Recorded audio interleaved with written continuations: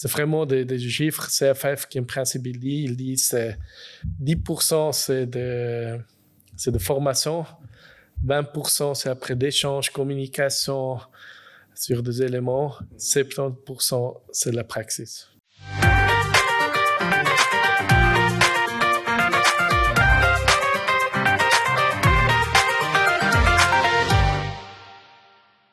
Notre invité est passionné de technologie et de golf. On le retrouve facilement lors des événements et conférences BIM avec des organisations professionnelles en Suisse. Pour nous, les romans, il est également l'entremetteur pour les discussions avec Bâtir Digital Suisse. Quand il n'est pas en train de s'occuper du BIM pour aider les autres, il siège également à la direction de son entreprise, Waldman Energy, où nous tournons cet épisode. On a le plaisir d'accueillir Jörg Meyer. Salut Jörg et merci de nous accueillir chez Waldman Energy dans tes locaux pour cette conversation. Si nos auditeurs souhaitent te contacter, ils peuvent le faire en te contactant via LinkedIn ou en t'envoyant un mail à l'adresse jörg.meyer@waldman-energy.ch. Merci pour cette invitation et bienvenue chez Waldman Energy dans notre cafétéria à Échalon avec ce magnifique beau temps qu'on a dehors, qu'on préférait aujourd'hui de faire cet enregistrement et pas être sur le terrain du golf. Alors, et j'espère de faire un parcours de golf avec vous ou une petite initiation du golf. Avec plaisir alors. Parce qu'en BIM, vous êtes déjà les spécialistes, alors peut-être je peux vous apprendre d'autres choses. Alors, volontiers, le golf, moi je connais pas du tout, donc avec grand plaisir une initiation une fois, oui. Ouais, à fond, moi non plus je connais pas du tout. Alors, on va une fois organiser une petite initiation. Ah, avec ce ton-là ou avec ton meilleur? À voir. Ça dépend comment ça passe, cette interview.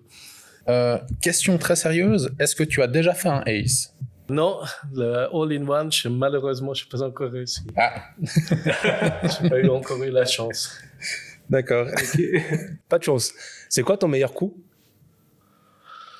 Bon, ça c'est toujours difficile à dire. Mais je dis, la dernière compétition, j'ai eu un magnifique putt de 12 mètres qui est rentré. Mais voilà, de temps en temps, c'est un poule qui trouve un boulevard qui trouve aussi son petit blé. Alors voilà.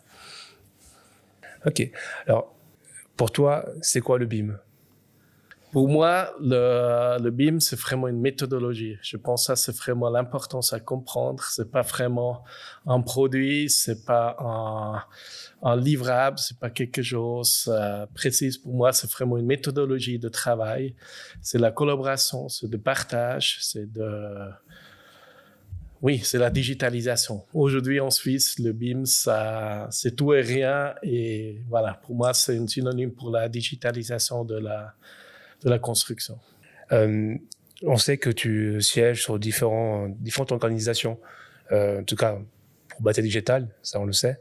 Est-ce que tu peux nous définir quelles sont les différentes organisations en Suisse? Alors, en Suisse, dans le domaine de BIM, de la digitalisation, on a plusieurs organisations qui sont très actives. On a, comme tu as mentionné, c'est Bâtir Digital Building Smart Switzerland, le chapter de Suisse dans le cadre du communauté de Building Smart International, une très grande organisation mondiale pour la standardisation. Alors, les grands produits qu'on connaît des eux, c'est le IFC, MDV, BCF. C'est vraiment le grand standard qui sont publiés et gérés par Building Smart International. À côté, il y a ESIA, l'Association suisse des architectes et d'ingénieurs, aussi avec leur rôle de normalisation pour la construction en Suisse, qui est très important. On a le CRB, pour tout qui est aussi classification, les classifications connues depuis de nombreuses années comme le CFC, le CAN. Et aujourd'hui, qu'on a en complément le ECC BAT et ECC Génie Civil qui est publié pour compléter et évoluer ces standards traditionnels et de mettre en compatibilité avec la méthodologie digitale. On a le KBOB qui est aussi très actif pour tout qui est des recommandations de structuration des contrats standardisés pour tout qui est public, des confédérations helvétiques, des cantons, des communes. Voilà. Et toutes ces organisations, ils se réunissent aussi dans le network digital pour avancer la digitalisation. Et Network Digital, c'est quoi comme organisme, juste pour... C'est pas vraiment un organisme, c'est un groupement, c'est un ensemble où les grands acteurs, comme je viens de mentionner, le ETSIA, CRB, Bâtir Digital, KBOB, qui se réunissent pour discuter ensemble. Et je pense que ça, c'est vraiment l'avantage ou aussi le caractère de la Suisse, de se mettre autour du table, de trouver des consensus, de discuter, d'essayer. C'est pas toujours le chemin le plus rapide, mais normalement, si on a après décidé et sorti quelque chose, on applique, on utilise et c'est coordonné. C'est pas uniquement les mandataires ou uniquement le montant ou que de finances, c'est vraiment un équilibre entre les différents intérêts. Justement, par rapport à ces différentes organisations, toi, je sais que tu travailles avec, plus ou moins proche avec certaines de ces organisations. Quel est ton rôle un petit peu dans ces organisations? Alors, mes rôles dans les organisations, c'est... Un rôle, c'est de Bâtir Digital. Je suis dans le comité et dans le comité d'exécution, où j'ai un peu le rôle pour la région Romandie, pour la partie francophone, où je vois vraiment aussi un peu ma rôle comme pont pour faire une communication, un échange entre la partie alémanique et la partie francophone pour discuter. Et cette année, c'est aussi des gros engagements, des grosses discussions, même dans le mondial, vraiment dans le pays francophone, la France, Luxembourg, Belgique, Canada, pour aussi améliorer cette collaboration, d'essayer de coordonner, de voir les différents développements, les différentes expériences, best practices qui étaient développées dans les pays aussi. Et pourquoi on t'a désigné, toi, comme l'entremetteur roman? Ou c'est toi-même, tu t'es mis comme ça? Ou est-ce que c'est Bâtir Digital? Ah, tu sais le français, vas-y là-bas. Alors, je t'ai posé la candidature pour m'engager là-dedans. Et avant, il y a eu aussi Bernd Domer, de EPIA de Genève, qui était dans le comité, qui est aussi très engagé et qui est toujours dans le comité et qui a, que je reprends un peu ce rôle suite à mes engagements, l'intégration, Ok. J'ai repris un peu ce rôle et j'essaie de communiquer. C'est pas toujours facile avec tout le travail, tout le reste autour. Mais j'essaie quand même de communiquer qu'est-ce qui se passe en Suisse allemande, qu'est-ce qu'il y a en Romandie. Parce que souvent, c'est aussi, ici en Romandie, souvent on dit, nous, on fait pas trop, on se cache plutôt. Et je pense qu'il faut aussi donner plus la plateforme de visibilité, qu'est-ce qu'on fait ici et de présenter, parce qu'on a aussi des magnifiques projets qu'on fait ici en Romandie.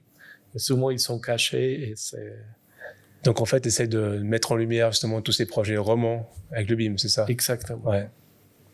Qui est une occasion, c'est la conférence BIM qui va dérouler le 10 novembre, la prochaine édition, et j'espère l'année prochaine aussi de nouveau, où il y a cette opportunité de présenter, de venir pour présenter ce projet lumineux à un grand public.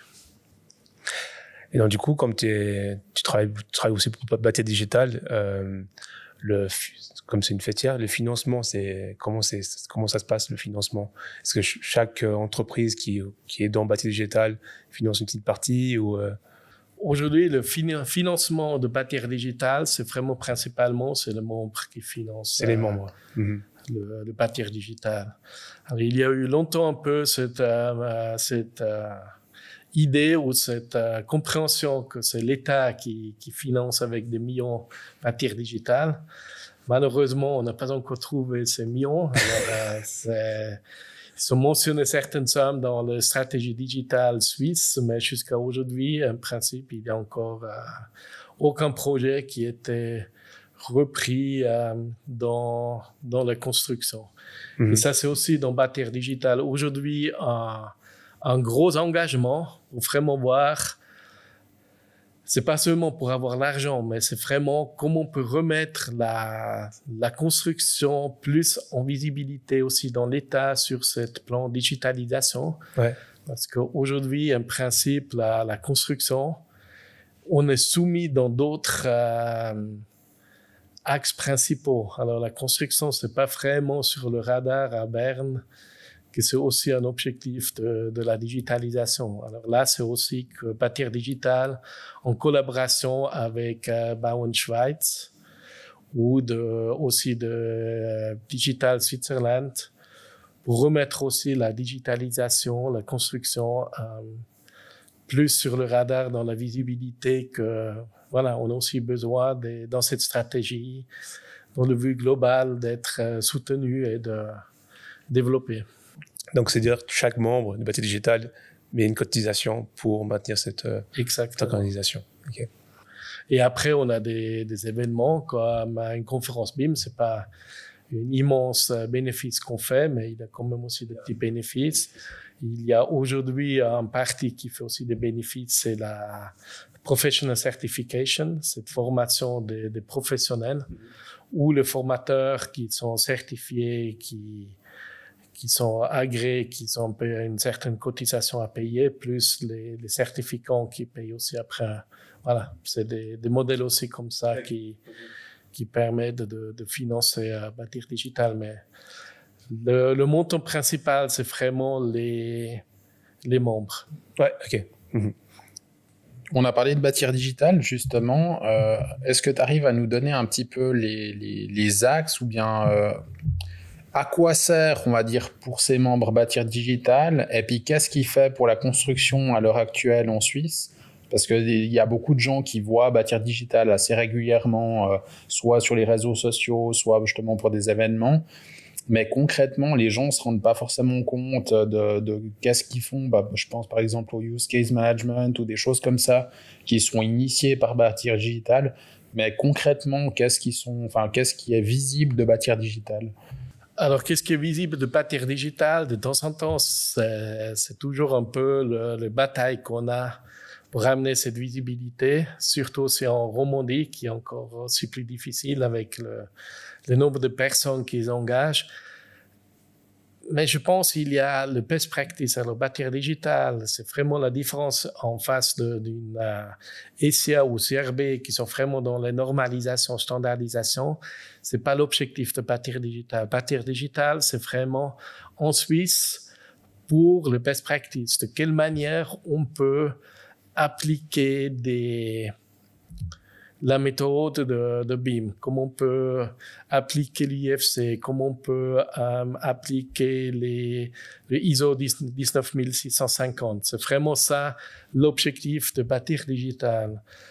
De temps en temps, c'est vraiment le challenge qu'on a aussi de trouver le bon compromis entre la partie, le marché, le niveau, la compréhension de marché, et l'avancer la digitalisation et être trop dans les détails, trop profond un principe dans la problématique.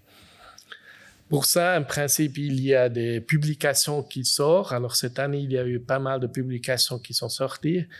En cours de sortir, c'est une documentation sur le IDP, c'est la collaboration des mandataires. Aussi avec les entreprises, une nouvelle forme de contrat de collaboration qui est très intéressant, qui va lancer beaucoup de discussions dans les prochaines années. Alors, c'est de nouveau, c'est pas seulement le document qui va expliquer, mais ça va provoquer des discussions, d'échanges et peut-être aussi de prendre compte de cette démarche, parce qu'on voit en Suisse allemand, ça discute déjà plus qu'en Suisse romand. Alors, je pense ici, il y a aussi, ça peut provoquer des discussions. Il y a le glossaire national qui est sorti, qui va encore être une nouvelle version qui va sortir fin d'année, en collaboration avec le SIA et d'autres acteurs, SPB, CFF. il y a le use case management, c'est vraiment des rooms, des groupes de travail qui développent ensemble de manière comment on peut appliquer, comment on peut mettre en place un cas d'usage. Et ça, c'est après aussi publié et discuté pour après critiquer et évoluer. Et vraiment aussi dans ce groupe qu'il y a beaucoup d'échanges, de discussions. Et de temps en temps, c'est aussi difficile dans ces discussions de sortir quelque chose de concret. Souvent, on peut bien discuter, mais au moment où ça doit être concret, c'est toujours un peu plus difficile. Je pense. Mais du coup, quand tu parles des documents, du style cahier technique, les use case management, tous ces documents, la mise à jour, ça se passe comment? Parce que forcément, il y a toujours des mises à jour du document. En principe, si on voit vraiment que c'est un document qui est un peu obsolète ou qui est pris un peu l'âge, on démarre des nouveaux projets pour ces mises à jour. Alors aujourd'hui, on a plusieurs documents qui sont un peu en révision. On espère fin d'année, début d'année prochaine, de faire un peu les mises à jour.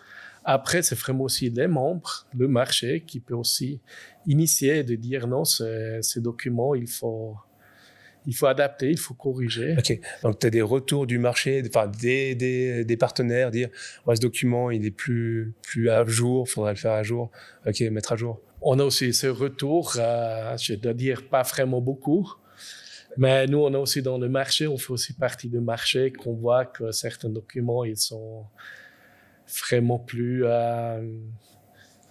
voilà, la plupart des documents, c'est une grande publication, c'était 2018. Et on voit depuis 2018, il y a quand même eu beaucoup d'avancements. Il y a le ISO 19650 qui sont sortis. Il y a pas mal des éléments qu'il faut intégrer, qu'il faut mettre à jour. Mais aussi pour ça, alors tout le monde est bienvenu pour participer à cette mise à jour et aussi prendre le lead dans cette mise à jour, de vraiment dire, OK, ce document, je m'engage pour faire la mise à jour, adapter et le remettre dans le temps actuel. D'ailleurs, si les gens ils veulent justement participer, parce que moi de temps en temps je donne un coup de main sur certains documents, comment ça se passe si quelqu'un se dit ah ben tiens moi j'aimerais bien participer on va dire à ce qui est fait dans Bâtir Digital Suisse, je suis d'accord d'y allouer un certain temps ponctuellement. Il doit prendre contact avec toi, il t'envoie un email et puis il te dit ben, j'aimerais bien participer, comment ça se passe, puis après tu le mets dans une liste, on va dire de communication, comment ça marche? Alors je pense que le démarche le plus simple c'est prendre contact avec moi ou avec Brigitte Mansbrunner qui est au secrétariat, qui est parfaitement bilingue aussi, qui reprend en principe ce demande et après on discute. On a aussi le projet un peu ouvert qu'on est en train de discuter, aussi agrandir un peu ou de mettre en place peut-être une commission Romandie. Là-dedans, il y a toujours un peu le challenge de ne pas vraiment séparer et de te faire à la fin d'avoir deux organisations. Mais je pense qu'il y a le besoin de nouveau, on peut agrandir les besoins et l'engagement des personnes. Alors, après, ça peut être en général l'engagement ou comme Olivier Crespin et Marco Stoible qui sont engagés de prendre le lead sur le working group de BIM et exploitation qui se réunit en principe tous les premiers lundis du mois, qui pousse en avant cette groupe pour échanger sur le sujet de BIM et exploitation. Et dans ce cadre-là, on est aussi en cours de définir un peu un cahier de charges pour une publication en français sur ce sujet-là. Mais voilà, s'il y a d'autres idées, demandes, souhaits, c'est prendre contact, discuter et de trouver quel est le moyen de mettre en œuvre ce projet. Ok. Donc, en fait, il y a beaucoup de bénévolat. En principe, c'est bénévolat. Alors, j'ai la chance chez Weimann Énergie qui voit le bénéfice, le plus-value dans ce parti-là, qui supportent Bâtir Digital dans cette démarche. Et moi, personnellement aussi, voilà, je ne peux pas toujours faire tout sur la même énergie. Alors, il y a certains travails de nuit ou de trajets ou des éléments que, voilà, ça prend un peu mes heures privées qui sont engagées dedans. Du coup, il y a ces rooms, etc. Est-ce qu'il y a d'autres projets en cours dont tu peux parler un peu de qu'est-ce qui est mis en place au niveau, alors plutôt de la Suisse romande, du coup on sait que voilà, il y a la conférence BIM qui arrive, il y a ces nouveaux cahiers qui sont en cours de traduction puis de renouvellement. Est-ce qu'il y a autre chose, on va dire, qui est en cours ou en cours de réalisation dont tu peux parler? En cours de réalisation, il y a beaucoup de projets. Souvent, c'est un peu le problème du temps. Mais en cadre de conférence BIM, on veut prolonger ces thématiques de la conférence aussi avec des partenaires ou d'autres personnes engagées, de prolonger ça avec de webinaires. Un projet que j'ai déjà eu un moment dans mon esprit, c'est aussi d'organiser un peu de tables rondes. Mais ça prend aussi du temps, c'est aussi un peu le format, quel est le format exact de mettre en place, qu'il faut encore un peu développer. Peut-être aussi de nouveau quand même aussi avec des organisations partenaires, d'organiser aussi des événements un peu plus courts, plus spécifiques. Ouais, c'est pour moi aussi de trouver encore une moyenne pour vraiment encore donner un peu plus un appui ou l'aide aussi vraiment aux personnes qui font vraiment après le travail. Alors vraiment les projeteurs, les modéleurs, sur ce niveau-là, vraiment de donner un peu, un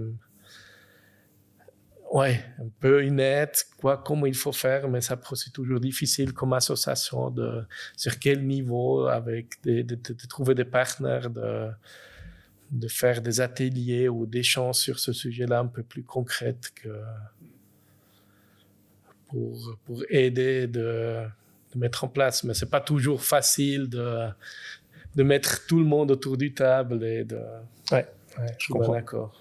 Mais c'est vrai que nous, on avait essayé une ou deux fois au groupe BIM Fribourg. Alors, c'était complètement hors organisation. C'était vraiment que des passionnés qui se retrouvaient.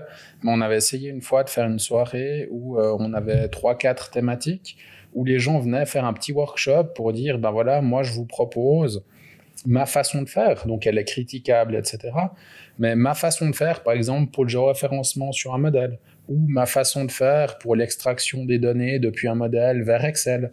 Et puis en fait, une personne volontaire préparait un petit sujet de un quart d'heure, une demi-heure, et puis ensuite le présentait aux autres en disant moi à l'heure actuelle je sais faire comme ça. S'il y a des gens qui ont des critiques à émettre ou bien des meilleures façons de faire, qu'ils le partagent. Mais sinon, ceux qui avaient aucune idée de comment faire, ils venaient pour voir une première fois une solution. Donc c'est peut-être aussi une piste, on va dire, sous le cadre de Bâtir Digital Suisse, de dire on met en place une structure ou une réunion régulière, de dire une fois par mois ou une fois tous les 15 jours. On met à disposition un créneau de temps, 1 heure, 1 heure et demie, puis on essaie de regrouper les gens pendant justement cette période en présentant 3-4 sujets en fonction des gens qui sont d'accord de partager. Mais il faut trouver les gens qui sont d'accord de partager. C'est exactement là-dedans un peu ce problème, et avec tous les engagements que j'ai, ça me manque un peu ce temps. Peut-être je devrais faire plus ce temps aussi sur ce sujet-là.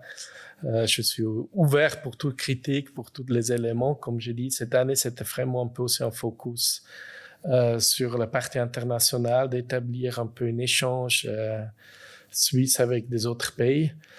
C'est aussi un bénéfice qui n'est pas directement là, mais je pense sur long terme, c'est quand même aussi quelque chose qui peut être un bénéfice et qui peut être intéressant aussi pour la Romandie.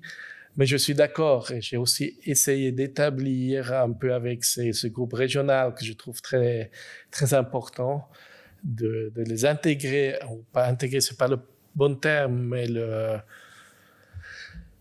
donner via Bâtir Digital une plateforme de communication, parce que pour moi, je ne pense pas de l'intégrer, mais de donner une possibilité de communication ou de publication de leur travail, parce que c'est vraiment régional, je trouve ça très bien. Alors pour ça, c'est toujours la porte ouverte pour la groupe, comme tu viens mentionner, Fribourg. Il y a Fabien Loutin qui est très engagé dans la région de Lausanne, qui principe toujours encore le webinaire une fois par mois aussi. Et à Genève, Marco Marie, qui a aussi eu le club de Genève. Et je pense si on réussit ici de plus publier ou de donner une vision ou une visibilité à ces groupes, je pense avec ça, on a déjà aussi un pas en avant. Mais c'est après aussi toujours ces différences sur des éléments, qu'est-ce qui est gratuit, qu'est-ce qui est pas gratuit, qui peut participer, qui peut pas participer. Et là, de temps en temps aussi, entre les groupes, entre Bâtir Digital, il y a non plus toujours la même compréhension, la même visibilité. Mais aussi ça, je pense, on va trouver, si on veut une fois aussi se réunir, je suis ouvert pour discuter. Mais c'est toujours après la question, est-ce qu'un webinaire gratuit, c'est toujours la bonne chose? Est-ce qu'un petit paiement pour des webinaires, pour toute organisation derrière? Voilà, on voit ici qu'est-ce que vous avez aussi en place. Si c'est toujours que gratuit, c'est une bonne chose. Mais voilà, je pense d'avoir un petit financement. Et pour moi, c'est pas l'idée de dire, voilà, je peux après me payer 3 semaines aux Bahamas ou je ne sais pas où. Ou des nouveaux clubs de golf. Hein. Exactement. Mais je pense que c'est quand même un engagement qui est là, une visibilité qui est là. Et je suis pas toujours sûr que quelque chose qui est gratuit, c'est toujours mieux que d'avoir une petite participation. Et surtout qui permet aussi de concrétiser peut-être aussi quelque chose après derrière, de dire. Et ça, c'est vraiment mon expérience que je vois sur la durée, sur ces années que je suis maintenant engagé. Pour vraiment finaliser après un document, il faut avoir des projets qui sont payés, de vraiment mandater quelqu'un. Tu amènes un projet, tu dois décrire. On veut avoir ce document dans 6 mois. Tu as une certaine somme à disposition pour le faire. Parce que sinon, on commence avec un engagement, on est motivé.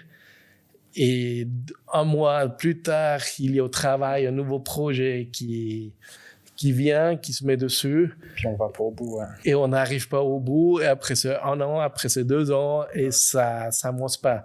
Et c'est pas vraiment de dire c'est mieux parce que c'est payé. Mais non, c'est seulement pour arriver au fin d'un document. Et souvent, c'est les dernières 20% qui sont toujours le problème. C'est pas le début. Hein. C'est pas le 80% de masse de mettre en place. Les derniers 20% qui demandent quelqu'un qui travaille vraiment. Et ça, c'est pas prêt. S'il y a un projet on voit sur le BIM exploitation, il peut y avoir 20 personnes, 10 personnes qui se réunissent.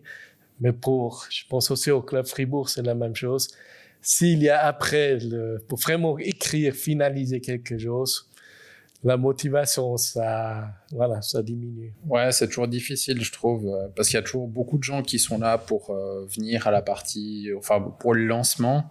Et puis après, j'ai l'impression qu'effectivement, mais rien qu'à la 2e, 3e, 4e, 5e itération ou soirée, ben, les gens viennent moins, ou on trouve finalement d'autres activités.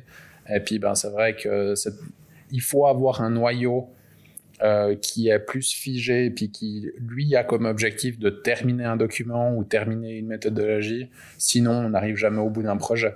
Mais même un noyau, je pense, c'est déjà, il y a trop de personnes. Souvent, c'est de dire, il y a une personne qui a... Je vois ça avec les traductions qu'on a eues ces dernières 2 semaines de nouveaux documents à relire.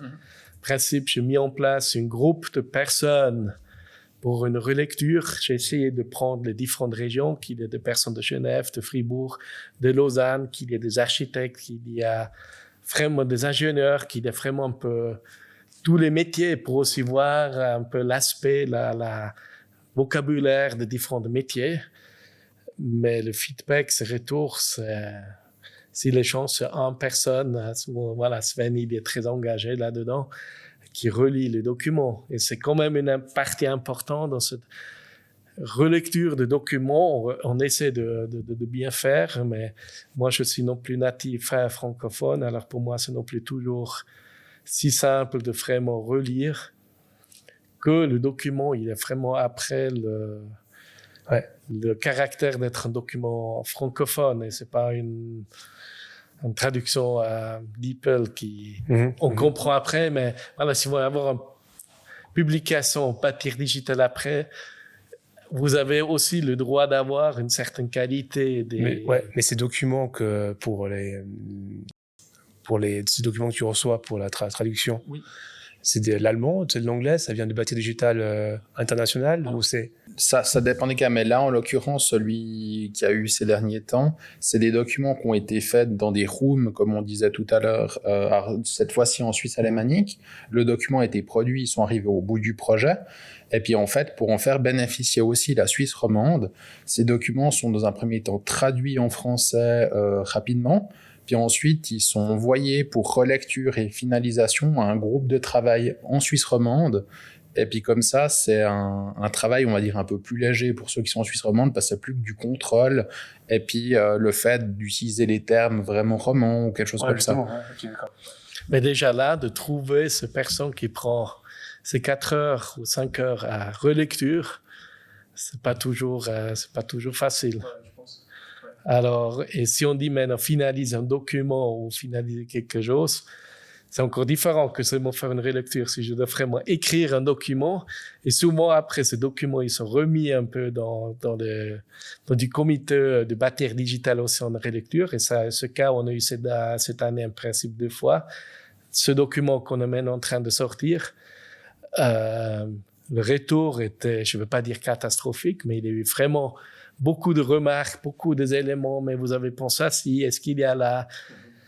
Parce qu'il y a quand même aussi, dans Bâtir Digital, derrière, il y a la politique. Alors, certains éléments, certaines manières comme quelque chose peut sortir, ça peut après quand même créer aussi des grands, comment on peut dire ça, des grands tremblements de terre entre les organisations, mais vous n'avez pas le droit de dire ça, ou de faire ça, ou de définir ça, ou de décrire si. Ça, c'est nos compétences. Alors, de temps en temps, il faut aussi... calmer, ouais. il faut trouver les bons éléments. Alors, de temps en temps, de dire oui, on fait vite quelque chose. On est dans un contexte qu'il y a beaucoup des acteurs qui sont présents avec leur rôle, et je pense oui. Et la visibilité aujourd'hui de Bâtir Digital, c'est quand même présent.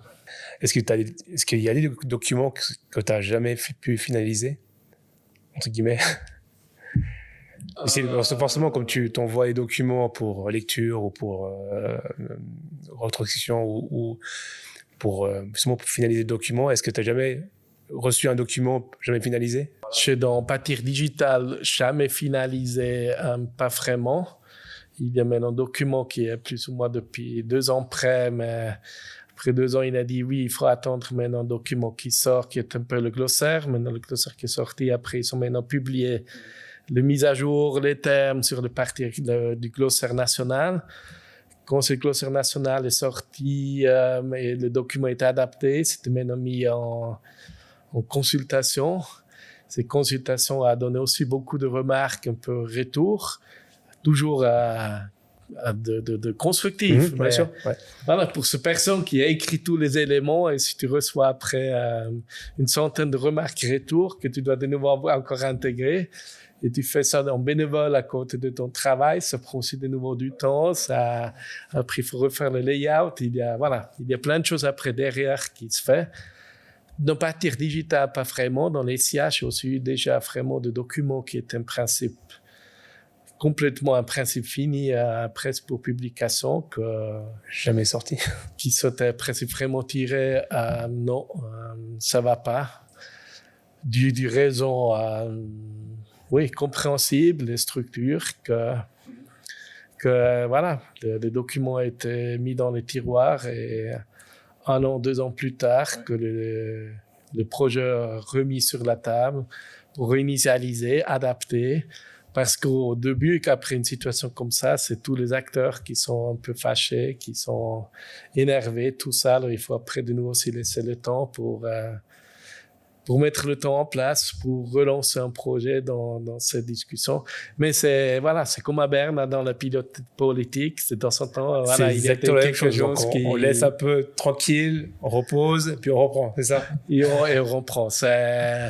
Dans ce domaine-là, c'est la politique aussi. Alors ça, il faut aussi voir si on s'engage sur un projet concret. Il et moi, c'est aussi là, pour moi, un peu ma rôle après, ou le rôle d'accompagnement de ce projet pour éviter qu'il y ait vraiment à la fin quelque chose qui dit non, dans cette forme-là, c'est impossible à communiquer.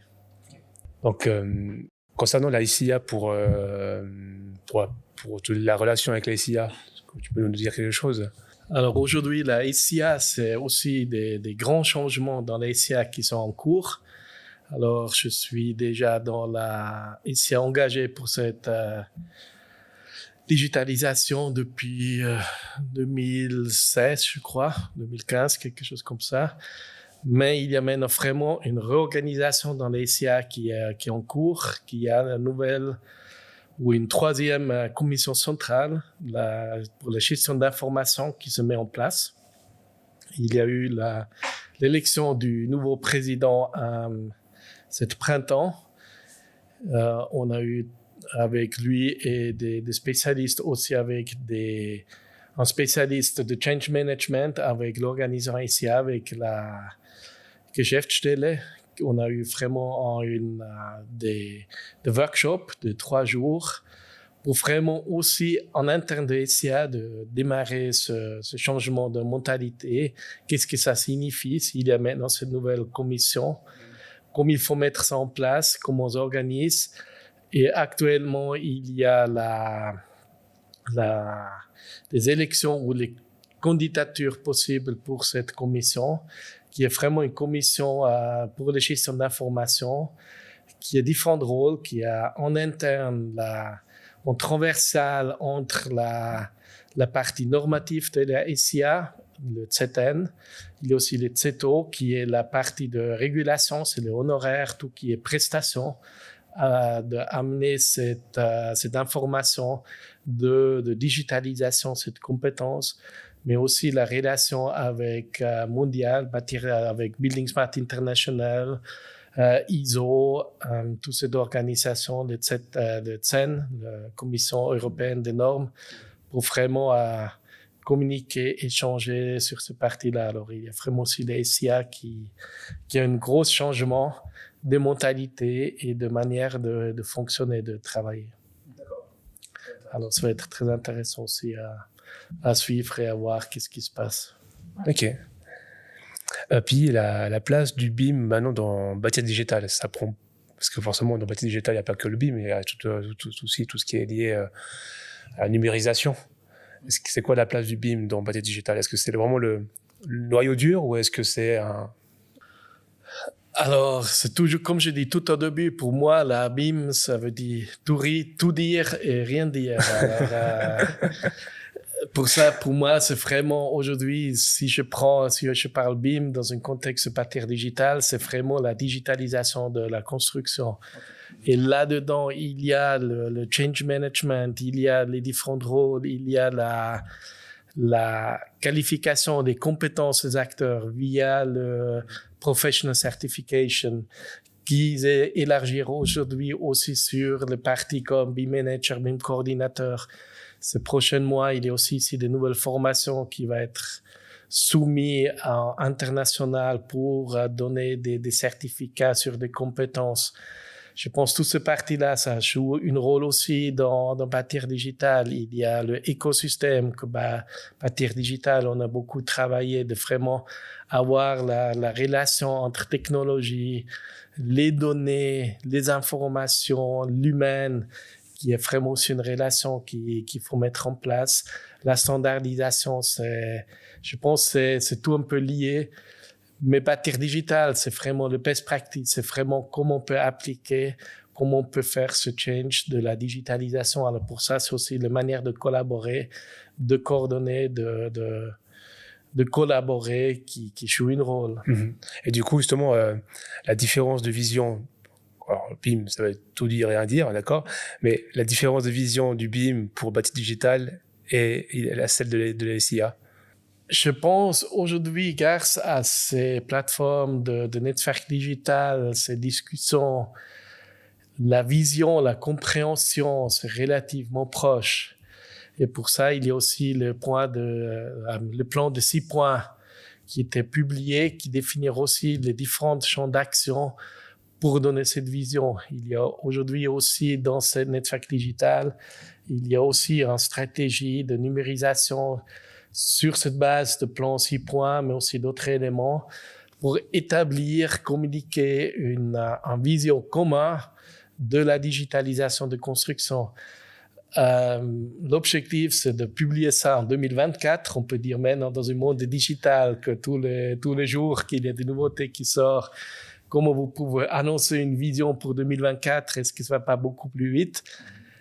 Ça devrait être plus vite. On aimerait tous aller plus vite, mais ces organisations, elles se réunissent 4 fois par an. Alors, dans ce temps-là, ça prend le temps pour avancer. Et finalement, peut-être, c'est même le chemin qui est plus important que vraiment le produit derrière. Parce que maintenant, c'est comme toutes ces organisations, ils discutent, ils se parlent. Ça fait aussi avancer la compréhension dans les différentes organisations. Et bien sûr, on peut publier un plan tout de suite, mais si les organisations s'intègrent ou s'adaptent pas après aussi à cette vision, on peut avoir le plan, mais ça prend derrière quand même aussi le temps pour s'adapter, pour mettre en place. Alors, ces procédures et ce plan, cette division a été maintenant 2 fois publié dans les BIM Industry Day, que c'était vraiment publié un peu cette vision, et ça me fait penser, ça peut être aussi une fois à voir. Est-ce que c'est peut-être aussi une fois un webinaire en français organisé? Voilà, c'est dans des discussions comme ça que je réalise. Il y a aussi encore une fois quelque chose à organiser aussi en français, parce que c'était peut-être pas forcément aussi disponible en français avant, que c'était qu'en allemand. Et aujourd'hui, mais de temps en temps, ça m'arrive aussi que je suis plus... j'envoie des documents à quelqu'un qui me rappelle après derrière, mais Jörg, tu sais, je comprends pas le français, et ou l'inverse, que je comprends pas l'allemand, que je réalise plus vraiment qu'est-ce que je lis, ou voilà, quelle langue c'était quelque chose qui a été communiqué. Mais je pense que ça peut être quelque chose d'intéressant, cette vision de publier ici une fois en français. Ouais, mais du coup, justement, la vision du BIM maintenant pour SIA et Bâti Digital, il n'y a plus tellement de divergence. Ça commence à venir une vision commune.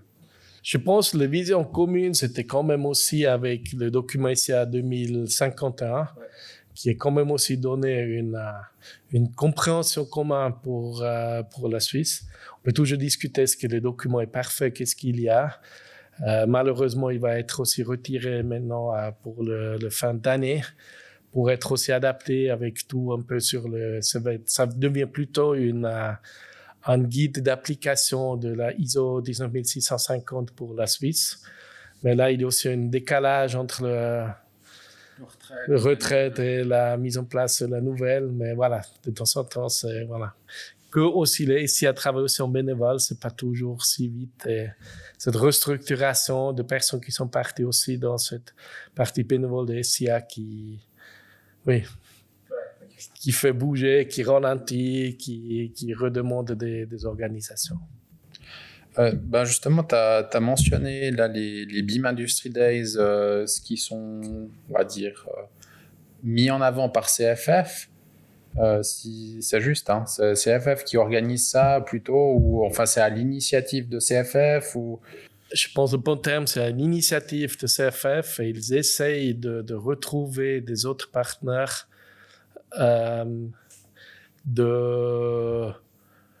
pour porter ça plus loin.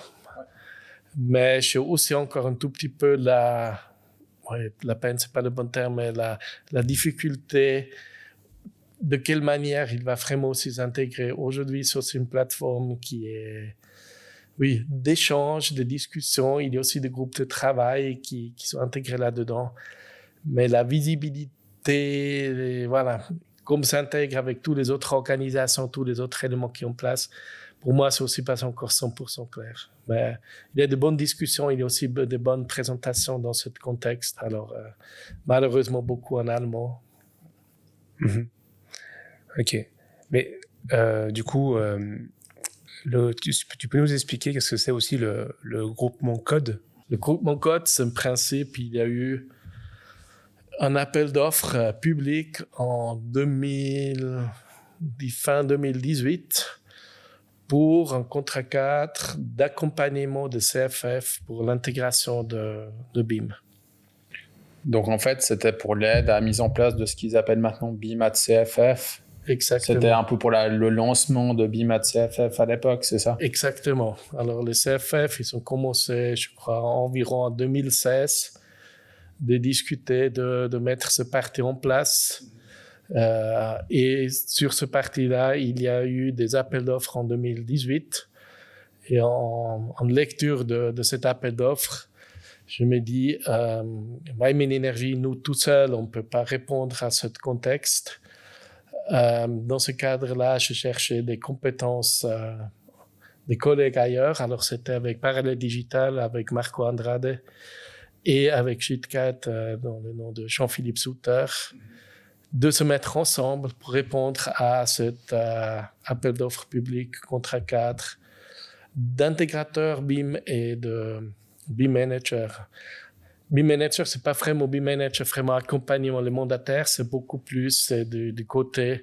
Aujourd'hui, on appelle ça souvent aussi un peu AMO BIM, c'est vraiment assistance de maître ouvrage sur le qualité et donner le conseil au maître ouvrage. Et l'intégrateur, c'est vraiment développer des formations, démarrer des projets internes CFF avec les équipes dans ce cadre-là. Voilà, on a fait des onboarding, on a fait des formations qu'on a mis en place, on a tout ce parti-là, des développements, des documents standards BIM au niveau CFF.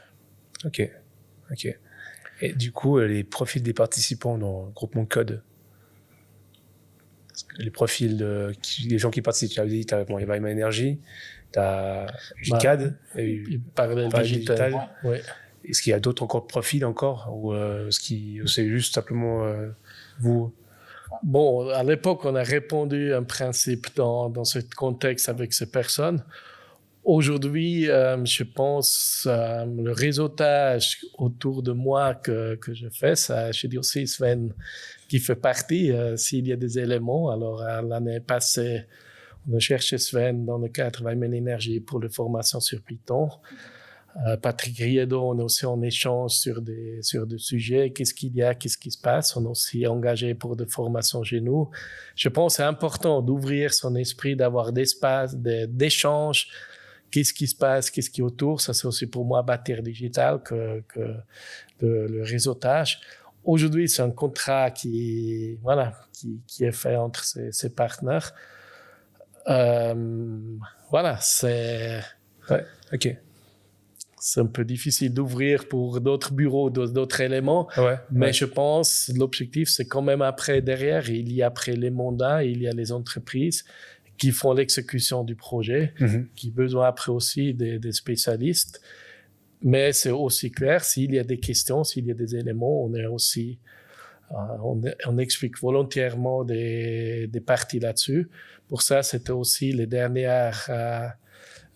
pendant les dernières 2 conférences BIM qu'on a présenté un peu aussi des produits, des éléments qui étaient développés chez CFF pour avertir le marché dans de quelle direction ça bouge, qu'est-ce que le CFF veut avoir. C'était pour moi aussi des possibilités de présenter ça dans un public. Ouais, justement, vis-à-vis du groupement code, quelles étaient les attentes, on va dire, de CFF? L'objectif, tu as dit, c'était de mettre en place des onboarding, de mettre en place des formations internes, aussi d'avoir de la réflexion peut-être sur comment développer les futurs cahiers des charges CFF.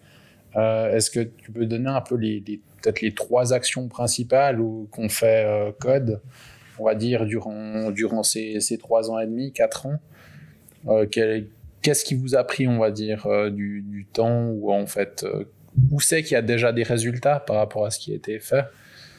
Alors, si on regarde aujourd'hui, je pense qu'il y a beaucoup de résultats. Alors, je parlais à moi de onboarding. Le onboarding, c'est l'objectif, c'est de donner un principe au chef du projet, à l'équipe CFF, de commander un projet. Et quand on a commencé en 2019, on a commencé un principe avec un feuille blanche. C'était un principe rien qui existait. Et si on regarde aujourd'hui sur ce parti-là, et c'est pas Code qui a fait, mais Code, on a amené un peu l'expérience du marché sur d'autres projets qu'on a communiqué, qu'on a amené. Mais c'est pas que Code. Il y a en Suisse allemand, il y a les pendants qui est le SOK, qui est aussi des personnes qu'on a travaillé. Il y a après le BIM Manager aussi en Suisse allemand, qui était Amstein et Walter et Frame, qui travaillent aussi là-dedans. Alors, c'était toujours en collaboration.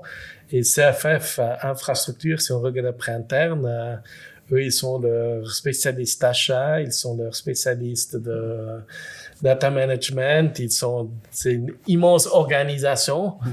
Et quand je regardais et commencé en 2019, un premier résumé, c'est mais vous faites déjà le BIM parce que ils sont tellement de bases de données, des éléments qui étaient à disposition, qui étaient déjà structurés, digitalisés, numérisés.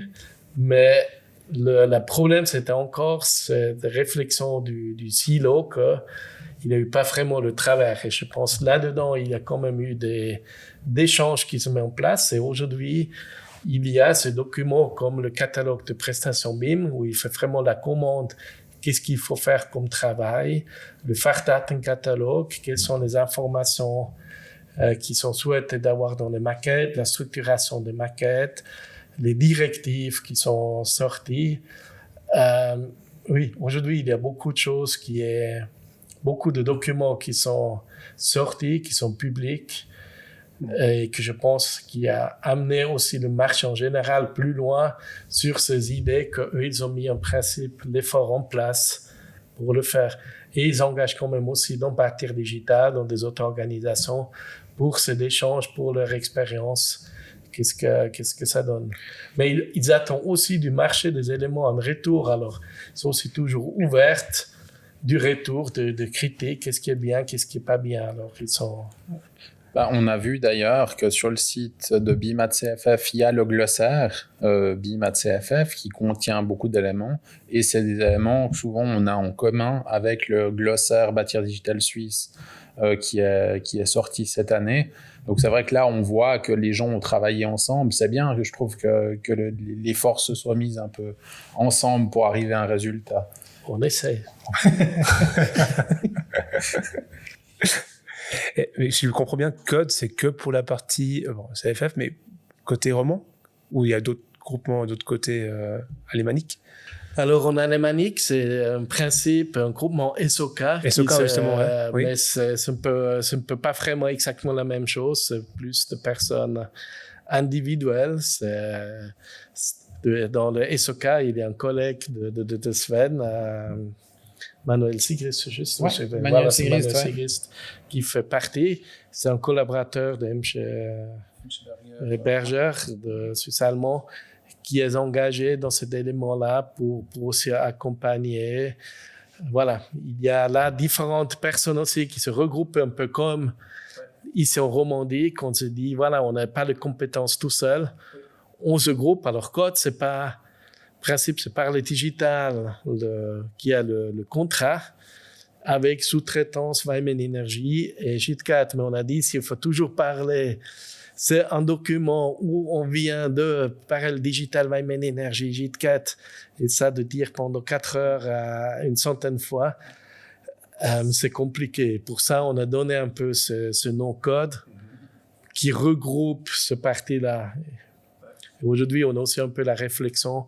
Est-ce qu'on continue un peu plus loin cette collaboration fructueuse qu'on a et aussi cette expérience de collaborer ensemble parce que le marché ou le risque, c'est pas vraiment la Suisse. Aujourd'hui, sur les gros projets, c'est les grands bureaux d'ingénieurs ou consultants de France, Allemagne qui vient sur le marché et de dire est-ce qu'on ne veut pas avoir aussi, si on remondit, des parties un peu contre ça pour aussi répondre aux besoins.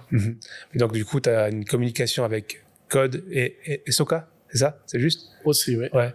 Donc, du coup, vous avez communiqué vous communiquez beaucoup. On communique, on développe des éléments. Ensemble. Et le CFF interne aussi. Aujourd'hui, les CFF, okay. Ils sont 40 ou 60 postes plein temps dans ce parti digitalisation. D'accord. Ah ouais, ils sont beaucoup, ouais. Bah, ouais. C'est joliment le plus gros centre de compétences, on va dire, BIM de Suisse, je pense, CFF.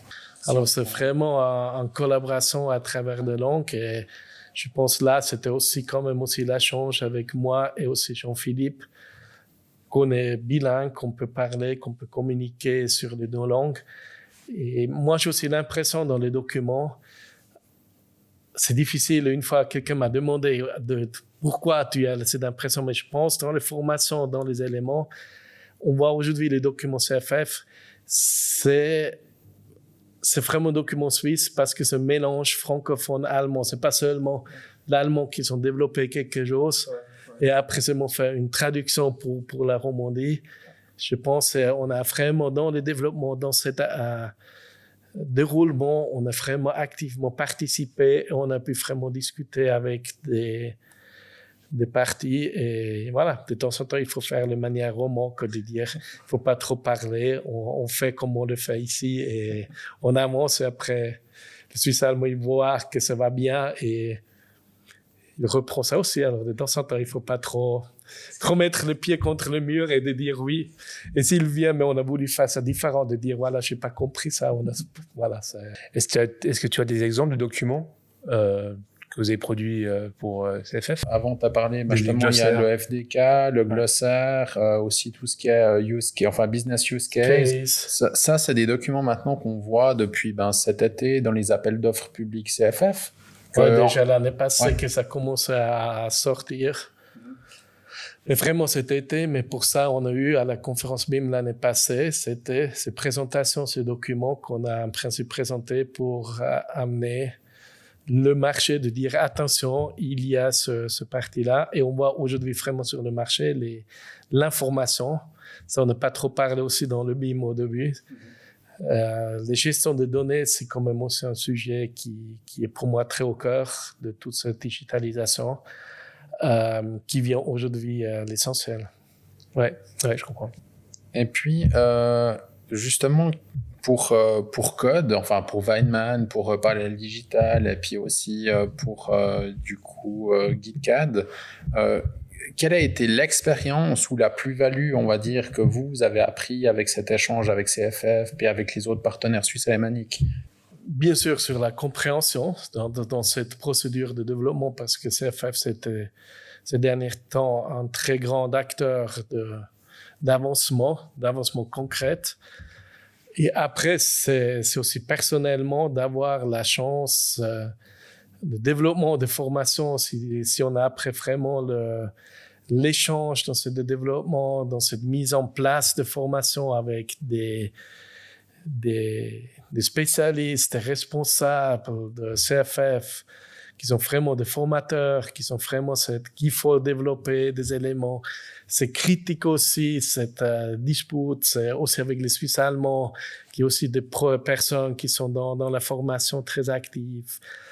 C'est vraiment aussi ces échanges personnels de dire, voilà, qu'est-ce qu'il y a dans la formation, qu'il faut structurer, comment on adapte, qu'est-ce qui se passe, mais aussi avec les acheteurs, d'avoir vraiment participer dans le développement de formation BIM pour les acheteurs CFF ou donner cette formation pour les acheteurs, de discuter avec les acheteurs dans le projet de côté montant, comment il faut maintenant mettre en place, qu'est-ce qu'il y a, qu'est-ce qu'il faut décrire, comment on peut décrire. Et là, d'avoir des acheteurs qui ont l'habitude de mettre en appel d'offres publiques des projets de milliards. Voilà, c'est notre contexte. Est-ce que je fais un petit appel d'offres de 20 000 francs pour un villa, ou est-ce que je fais une discussion comme il faut mettre en appel d'offres le BIM, en discussion avec une organisation qui fait année par année des projets pour des milliards. Alors ça donne un échange différent avec des juristes, avec des acheteurs qui est différent et une compréhension qui est encore différente derrière ce document final que quelqu'un qui n'a pas eu ces discussions dans le développement qui était présent. Mais ça, c'est aussi dans Bâtir Digital, dans les SIA, ces engagements, ça permet de comprendre plus qu'est-ce qu'il y a derrière. Et le résultat, s'il y a des discussions sur des sujets qui permettent de prendre un téléphone et prendre contact avec quelqu'un, de dire, mais comment on peut faire ça maintenant vraiment dans le contexte de ce projet. Et les CFF, souvent, ils sont vraiment malheureusement aussi des projets complexes qui, voilà, c'est pas seulement un projet, c'est souvent il y a encore 5 projets autour et immobilier et infrastructure et voilà, la ville ou le canton ou la commune qui veut aussi encore dire quelque chose. Ok, puis il reste encore quelque chose à faire pour Code, pour les CFF? Il y a encore beaucoup de choses à faire, je pense. J'espère en tout cas. Ouais. Non, je pense il y a encore, alors pour le CFF, leur objectif infrastructure, alors le contrat 4, c'est de côté infrastructure. Leur objectif, c'est un principe de démarrer en 2025. Alors jusqu'à 2025, c'est vraiment encore une période de mise en œuvre, d'essai, de tests, de standardisation. Et un principe en 2025, c'est un principe, les avant-projets vont démarrer en BIM, obligatoirement. Okay. Après, c'est vraiment les avant-projets, ça continue.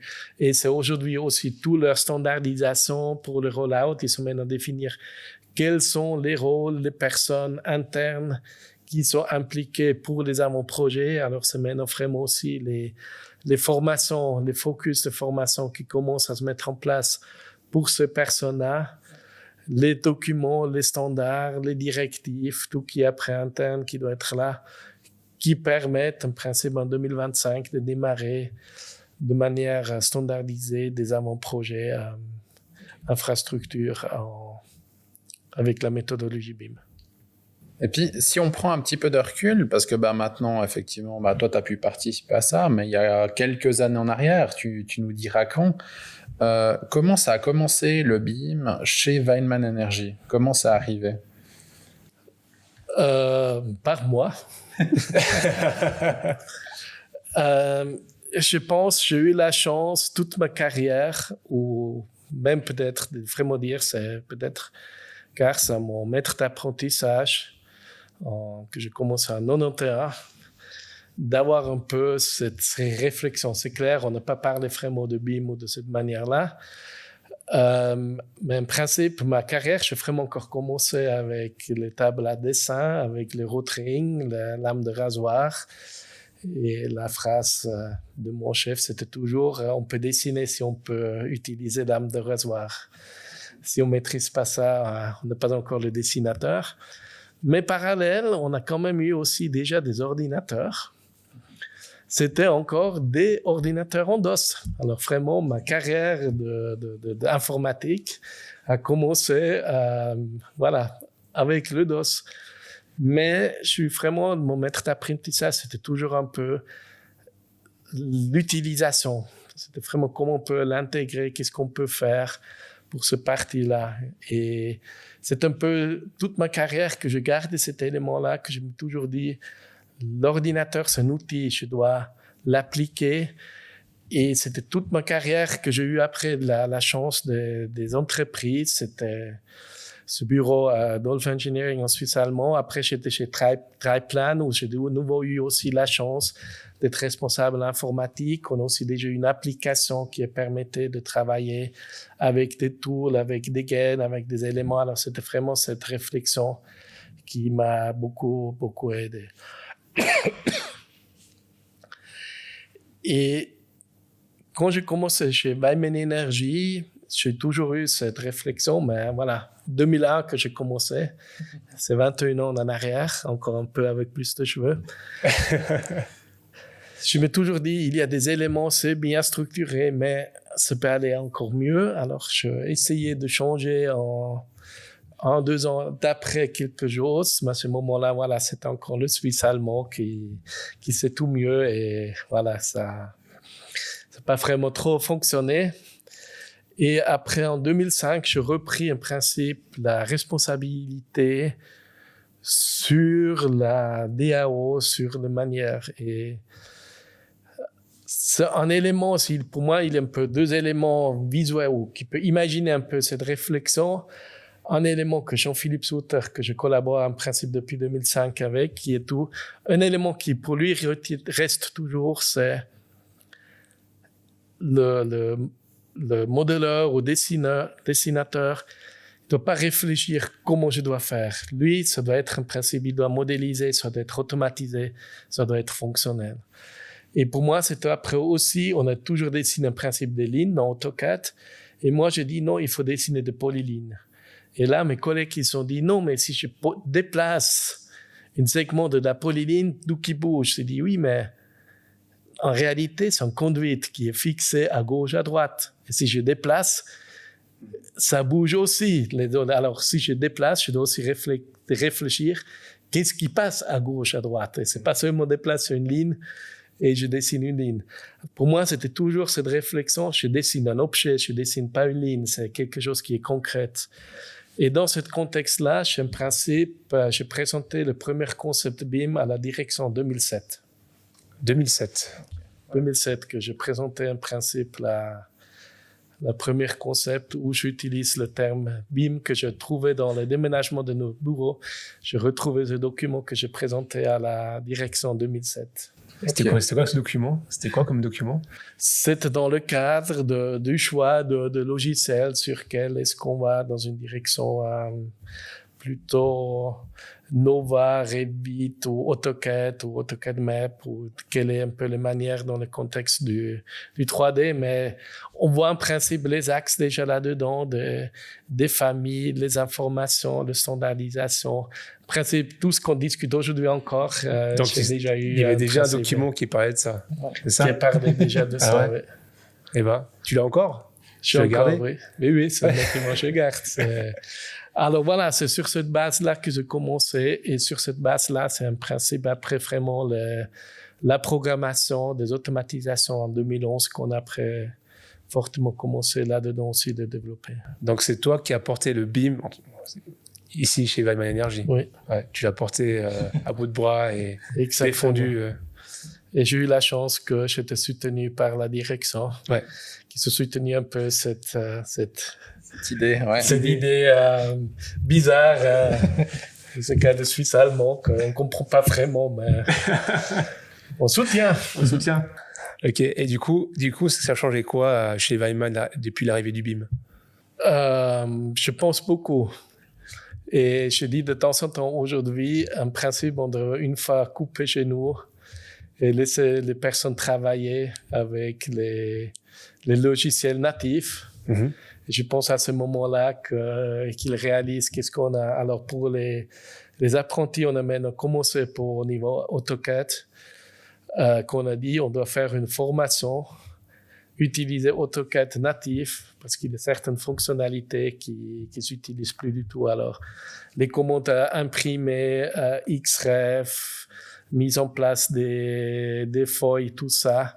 Le principe chez nous, c'est automatisé, standardisé, qu'il n'utilise en principe plus les commandes AutoCAD, alors c'est vraiment tout automatisé. Ouais, parce qu'en fait, vous avez développé en interne des plugins ou des scripts pour tout ce qui est tâches un petit peu rébarbatives ou récurrentes, que ce soit fait par la machine plutôt que par le dessinateur. Exactement, en fait. Ouais. Ah ben c'est bien, enfin c'est chouette que vous ayez pu mettre tout ça en place. Du coup, c'est des avantages. C'est des avantages de tâches en fait dans les projets. Comme c'est tout automatisé, donc tu gagnes entre guillemets un peu plus de temps au niveau de la modélisation. Ça c'est un principe l'objectif. Après c'est aussi la standardisation. C'est un principe. On recherche un principe plus les documents. On pose plus la question comment il s'appelle un document, où il est classé, qu'est-ce qui se passe. Voilà, c'est en principe tout ça qui est standardisé, qui est automatisé. Aussi le mix entre interne automatisé, quand même utiliser le nom et les standards de client ou d'un projet, nomenclature Olmero, tout ça qu'on connaît, qu'on a mis un principe en place, mais qu'on retrouve quand même aussi tous les documents avec le nom standard Weinmann Energy qui permet aussi à un chef de groupe d'ouvrir un document sans être dans le projet, de trouver ça rapidement pour ce parti-là. Alors pour ça, en principe, toutes ces questions sur le géoréférencement, définir le point d'insertion au début du projet, c'est un principe de réflexion, de discussion que chez nous internes, on fait depuis 2012-2013, qu'on a vraiment, même sur le projet qu'on ne parle pas 3D ou des éléments, qu'on dit, voilà, il faut définir un point d'insertion standardisé pour le projet, pour après continuer. Alors, c'est des éléments et de travailler avec des bases de données, de vraiment de dire que l'information, c'est dans une base de données et pas sur une feuille papier ou dans un fichier Excel à gauche, à droite. Donc, du coup, vous avez pu mesurer le gain de temps ou le gain de certaines tâches Alors, une estimation de l'année passée qu'on a une fois faite, c'était entre 100 et 200 heures par collaborateur. Le gain? Ah bon? Ouais. Sur l'automatisation, donc ouais, ça fait presque 10%, enfin 8%, disons, de gains directs par rapport à l'automatisation. Ouais. Et puis ça, pour pouvoir mesurer, tu sais comment ça a été évalué, enfin quelles ont été les métriques ou bien comment ça a été calculé? Je n'étais pas intégré dans cette procédure, mais après c'était vraiment un peu des tâches, des éléments avec les fonctionnalités qu'on a en place. Qu'est-ce que ça signifie? Mais c'est clair, ces estimations sont très difficiles de dire quel est le temps qu'on perd si l'humain qui doit mettre en place des DVG ou des éléments de structure, et surtout après, si on parle de projet, si je prends par exemple le projet Pont-Rouge à Genève, seulement le parti bien qu'on a travaillé, on parle dans ce projet-là, c'est 750 DVG. Qu'il faut gérer. Ouais. Alors, s'il n'y a pas une structuration d'automatisation ici derrière, si c'est l'humain qui met ça en place, c'est tout ça. Et aussi l'ouverture, c'est via l'application qu'on ouvre le fichier. Ça évite aussi qu'un fichier se déplace par hasard. Hein. Ça ne veut pas dire que quelqu'un fait ça par exprès, mais on connaît tous qu'on navigue, qu'on fait quelque chose, qu'on déplace quelque chose dans le Windows Explorer. Et toute l'ouverture de fichiers, tous les éléments, c'est un principe lié à l'application. Ça évite après aussi tous les parties de déplacement par hasard ou d'échange d'éléments qui n'étaient pas voulus. Alors, s'il y a un bureau peut-être plus petit ou pas autant en avance que Weinmann Energy qui voulait se mettre au BIM et puis gérer mieux ses données, quels seraient les pièges à éviter? Puis quelles sont les bonnes pratiques que tu pourrais recommander à quelqu'un qui voudrait passer au digital maintenant? Je pense qu'il faut se mettre dans une communauté. Il faut vraiment chercher des partenaires pour démarrer. Je pense qu'aujourd'hui, on trouve vraiment des partenaires compétents dans le marché qui peut accompagner. Je pense que c'est vraiment ce parti-là qui est important, de ne pas vouloir dire, voilà, je fais tout dans mon coin, je le fais. Et c'est vraiment d'avoir une structuration, de vraiment de dire, je mets en place un peu une structure, une vision digitale, qu'est-ce que ça veut dire, qu'est-ce qui se passe, qu'est-ce qui est impliqué derrière, peut-être même aussi accompagné par quelqu'un de change management, de vraiment dire qu'est-ce que ça impose, la digitalisation dans toutes les procédures du travail dans le bureau. Ok, donc du coup, le premier conseil, c'est partenaire. Deuxième conseil, changer un peu mon mentalité. Est-ce que tu as un autre conseil? Pas avoir peur non plus, de faire. Ouais. De faire et de se mettre sur un projet. Ouais. La praxis, c'est vraiment des chiffres. CFF qui en principe il dit c'est 10% c'est de formation, 20% c'est après d'échange, communication, sur des éléments, 70% c'est la praxis. Ok. Alors, sans faire, c'est non plus possible. Alors, c'est vraiment... il faut se lancer, quoi. Il faut se lancer et d'avoir des partenaires qui t'accompagnent et qui... Et du coup, tu fais toujours... est-ce que chez Weimann Energy, vous avez aussi une veille technologique? Vous devez suivre un peu les évolutions des technologies ce que toi tu fais, est-ce que c'est quelqu'un d'autre? En partie que je fais, c'est aussi dans cette organisation que je dis dedans, quoi, qu'il y a un peu ce parti-là. Mais c'est aussi clair, il y a nos collaborateurs qui sont sur le marché, qui travaillent dans le projet, qui viennent aussi toujours avec des inputs, des éléments qui viennent. Ouais. Mais il y a tellement de changements, tellement des évolutions qui se passent tous les jours. Alors, j'ai eu la semaine passée de nouveau une petite présentation avec Autodesk. Et si on regarde l'évolution qu'il y a aussi eu ces derniers mois là-dedans, sans d'avoir une résultat, sans d'avoir un peu par hasard aussi de temps en temps une présentation d'un logiciel, c'est difficile à faire. Mais après, c'est vraiment aussi difficile, toutes ces applications, tous ces logiciels à gauche, à droite, de vraiment implémenter, c'est aussi difficile. Alors, de temps en temps, c'est vraiment aussi des questions. Est-ce que c'est moi, pas plus que... Voilà, c'est... Mais vous êtes ouvert par rapport à l'innovation, vous êtes ouvert quand même à faire des tests ou Oui, il y a toujours...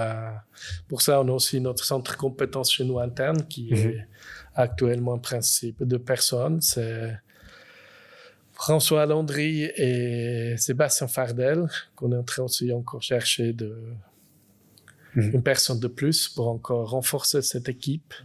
Et dans cette équipe, c'est aussi avec Alan Heiniger et nos partenaires CDLEC sur le parti informatique. Parce que souvent, c'est après aussi, voilà, on est comme dans un domaine après Microsoft, Windows, des éléments, le stockage, le sauvegarde, le cloud, la collaboration, voilà. Il y a beaucoup de sujets, sécurité des données, les données personnelles, voilà. Il y a beaucoup de sujets dans tout ce cadre-là qu'il faut appliquer, qu'il faut avoir sur le radar et gérer. Mais du coup, chez vous, en fait, vous avez fait le choix d'avoir des gens, des spécialistes qui, eux, ont un rôle de veille technologique, en fait, Exactement, interne. Oui. Ouais. Et puis après, les autres collaborateurs qui sont sur les projets peuvent faire remonter s'ils voient des technologies intéressantes. Mais c'est plutôt ces personnes-là qui vont tester, qui vont voir les nouvelles versions des logiciels. Et puis quand ça marche, vous déployez sur tous les utilisateurs, en fait. Exactement. Avec ces personnes, on a aussi encore d'autres personnes qui accompagnent un peu dans le praxis, qui sont un peu de super users, on peut dire. Qu'on se réunit en principe une fois par mois dans ce parti un peu de développement, qu'est-ce qui se passe, qu'est-ce qu'il y a, qu'est-ce qui est sur le marché. Et après, on a aussi, Weimann Energy est organisé par des groupes.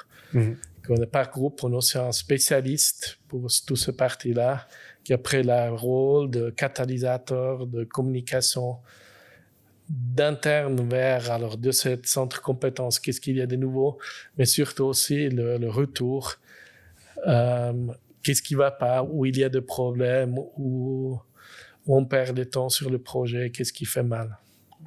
Si tu étais à notre place, quelle serait la question que tu te poserais?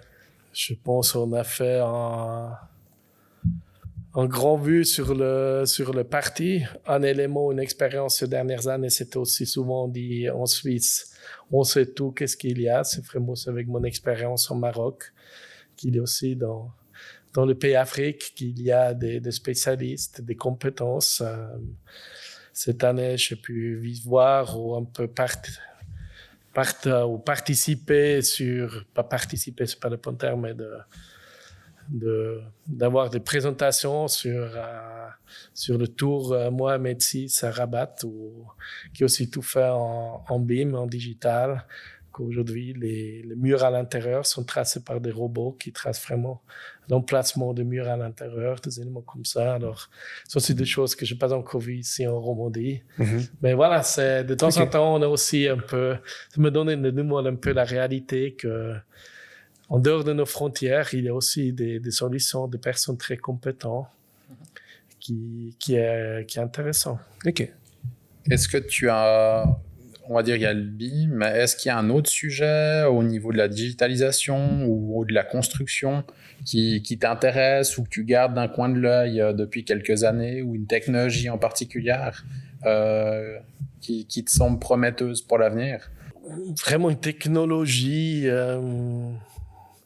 je ne sais pas. Alors, bon, oui, on parle aujourd'hui beaucoup de VR, de AR, d'IR, de toutes ces technologies. Je pense après des outils qui peuvent être aussi très intéressants. Un gros engagement pour moi, c'est vraiment la gestion d'informations, c'est vraiment le flux d'informations que je mène aussi avec CRB, un peu en train de développer des formations, des cours sur le Life Cycle Information Management que je trouve très important. Pour moi, c'est vraiment, si on ne réussit pas de standardiser, de optimiser le flux d'informations, je pense que le BIM n'est pas vraiment le plus. Ouais. Après, c'est vraiment aussi la collaboration entre le bureau d'ingénieurs avec le chantier, avec les entreprises, au niveau des prestations, qui fait quoi, jusqu'à quel niveau, qui doit produire quelle partie, qui est un sujet. L'intégration d'exploitation, qu'est-ce qui fait l'exploitation, c'est aussi un monde immense, que souvent nous on a dans la tête, c'est une personne qui fait l'exploitation, mais souvent derrière il y a aussi beaucoup d'intérêts, il y a le propriétaire, il y a l'exploitant, il y a l'utilisateur, il y a le finance, il y a, voilà. Ok. Tu as des recommandations de documents ou de podcasts ou de chaînes YouTube ou de personnes à suivre que tu suis? Je n'ai pas vraiment de nom. Je dois vraiment... je suis vraiment le LinkedIn. Souvent, je me dis, voilà, c'est un sujet intéressant à une fois regarder. Okay. La liste, ça monte. Et il me manque vraiment le temps de suivre ce sujet-là. Ce sujet-là, ouais, ok. C'est aussi un peu lié, voilà, ici au bureau, on n'a pas l'accès sur le YouTube ni sur LinkedIn, sur ces éléments-là. Alors ça doit être après encore faire le soir ou quelque chose. De temps en temps, on est non plus toujours motivé à encore reprendre l'ordinateur, relire. Et de temps en temps, c'est aussi le problème si on commence à relire, qu'on dit, ah oui, c'est ça, là, et qu'est-ce qu'il y a.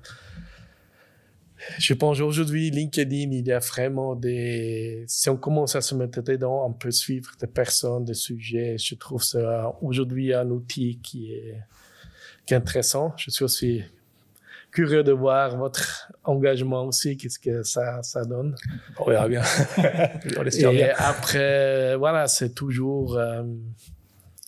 oui, pour moi, c'est l'avantage, voilà, d'avoir un peu l'anglais, l'allemand, français. De maîtriser, que ça donne un réseautage de parties, voilà, aussi grâce à mes connaissances, mon engagement dans les organisations, que j'ai l'accès aux personnes directes, que j'ai des discussions vraiment en direct, en live, si dans les séances, si dans les éléments que je donne des know-how, des connaissances et d'explications pourquoi quelque chose est écrit de cette manière-là ou pourquoi c'était prévu quelque chose. Ou j'essaie des questions que ça me permet aussi de prendre le téléphone et de demander aux personnes directes. Mais voilà, c'est aussi cet engagement personnel et Weimann Energy qui donne l'accès à un réseautage de personnes compétentes, je dis presque mondiales aujourd'hui, qui est très intéressant. Ok. Est-ce que tu as des gens que tu nous recommanderais d'inviter aussi pour le podcast? Est-ce que tu as des noms de personnes qu'on devrait contacter pour des sujets bien particuliers? Si je regarde dans mes périodes ici en Romandie, c'est Jean-Philippe Souter de GitCat que je travaille vraiment depuis bientôt 20 ans ensemble, qui est vraiment pour moi quelqu'un que j'apprécie beaucoup dans son démarche d'application qui met vraiment l'utilisateur, vraiment le modéleur, dessinateur en avant. Que moi, je viens avec mes théories, mes stratégies, mes visions, qui dit toujours, oui, hier, c'est bien et joli, mais comme il faut faire ça maintenant. Alors, je trouve ça vraiment quelqu'un que j'apprécie beaucoup, que je travaille beaucoup. Après, notre informaticien, Pierre Cecconi de Beck Partner, qui fait toutes nos applications, nos développements. qui connaît aussi ce métier qui est très d'éléments. Sven, toi aussi, qui est quelqu'un que j'apprécie beaucoup sur tous les éléments. Je pensais peut-être aussi avoir une fois intéressante interview avec toi. Si jamais je mets à disposition comme interview. Ok, cool. Je pense qu'il y a vraiment des personnes intéressantes. Mais je pense aussi des personnes comme Bernd Domer avec le cas en coordination, Gruner, Jake Riley qui est aussi dans ce domaine, qui est très actif. Patrick Riedo, vous avez déjà fait l'interview. Fabien Loutin, qui est aussi très engagé dans ces deux domaines, sur cette partie-là. Et je pense qu'il y a encore beaucoup de personnes que j'oublie maintenant là de mentionner, que je m'excuse pas à avoir mentionné, mais je pense on a vraiment des beaux projets intéressants. Il y a peut-être aussi un Kai Halbach de CRB, des organisations qui sont... Ouais, ok. Si tu devais transmettre le message le plus important à des gens qui veulent se mettre au BIM, ce serait quoi? Ça commence bien, c'est une question difficile à la fin.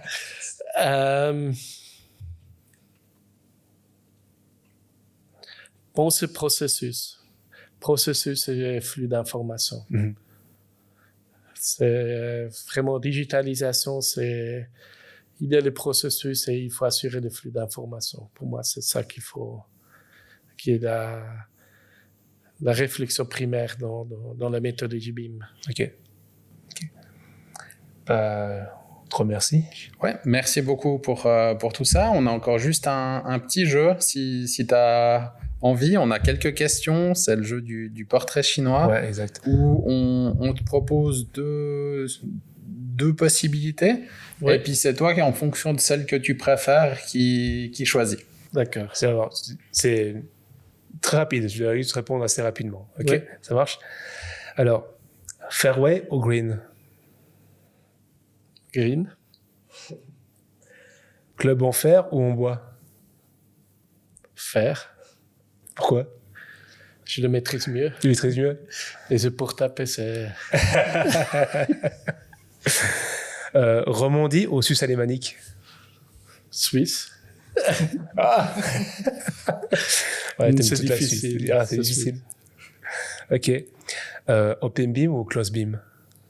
Open BIM. Open BIM. Pourquoi? Pour moi, c'est uniquement possible dans l'Open BIM.